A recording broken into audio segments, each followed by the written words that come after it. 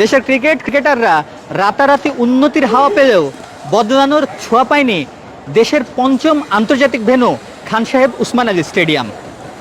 2 যুগে এই স্টেডিয়ামে বল গড়িয়েছে মাত্র 10টি ওডিআই আর 2টি টেস্ট। সর্বশেষ আন্তর্জাতিক ম্যাচ হয়েছে 2016 সালে। পড়ে আছে চরম অযত্ন আর অবহেলায়। দীর্ঘমেয়াদী পরিকল্পনার অভাব বলে দুষছেন ক্রীড়া সাংবাদিকরা। খেলা শুরু হলে বাইশা থাকলে তো দেখতে পারবো, আশা করি যে দেখতে পারবো।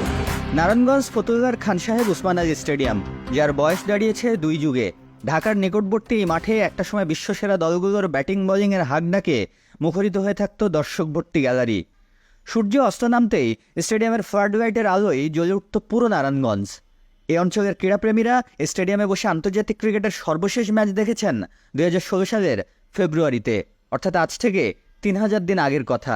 সেসব জৌলুস হারিয়ে স্টেডিয়াম এখন শুধুই ধুধু বালুচর। আপনার মনে হতে পারে যে আমি সাহারার কোনো মরুভূমিতে দাঁড়িয়ে রয়েছি, কিন্তু না, আমি এই মুহূর্তে দাঁড়িয়ে রয়েছি খান সাহেব উসমান আলী ক্রিকেট স্টেডিয়ামের ঠিক পাশে যে আউটার মাঠটা রয়েছে সেই মাঠে। এই মাঠে ন্যাশনাল ক্রিকেট টিমের প্লেয়ার সহ ডোমেস্টিক লিগের ক্রিকেটাররা খেলা শুরু হওয়ার আগ মুহূর্তে প্র্যাকটিস করে থাকেন।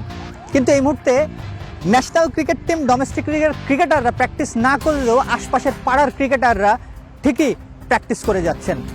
দীর্ঘ বিরতি শেষে স্টেডিয়ামের আউটার মাঠ প্রস্তুতির কাজ শুরু হয়েছে। বর্ষাকালের আগে মাঠকে উঁচু করতে ভরাট হচ্ছে বালু ফেলে। দীর্ঘ মাঠ সমান করতে মাত্র একটা গাড়ির ব্যবহার। বর্ষার আগে মাঠ সমান হবে তো? সব তো বাদ পারে দল, পয়সা তো ঠিক করে দিল, কাজ করে না। এই যে বালু ফালান লইছে আর 6 মাস ধরে বালুই ফালান শেষ হইতেছে না, টাকা তো সরকার ঠিকই দিতেছে। এমন প্রশ্নের উত্তর খুঁজতে চারদিক 24-এর যোগাযোগে সাড়া দেয়নি স্টেডিয়ামের দায়িত্বে থাকা কর্তারা। উল্টো স্টেডিয়ামের ভেতরে ঢোকার চেষ্টা করলে আটকে দেয় নিরাপত্তা রক্ষীরা। মূল মাঠের ভেতরে ঢুকতে না পারায় চারদিক 24 নজর দেয় স্টেডিয়ামের আশপাশে। ভবনের গ্লাসগুলোর অধিকাংশ এখন আর নেই। 2টা গ্যালারি স্ট্যান্ডের ছাউনির অবস্থা একেবারেই নাজেহাল। অস্তিত্ব হারাতে বসেছে ম্যানুয়াল স্কোরবোর্ড। দর্শনার্থীদের জন্য তৈরি শৌচাগারগুলোতেও ঢোকার মতো অবস্থা নেই। কোটি কোটি টাকার সম্পদ অযত্নে অবহেলায় নষ্ট হতে চললেও মাঠের এক কোণে সবজির আবাদ চলছে পরম যত্নেই। এনএসসির পরিকল্পনা ঘাটতি আর বিসিবির খামখেয়ালিকেই দুষছেন এই সিনিয়র ক্রীড়া সাংবাদিক।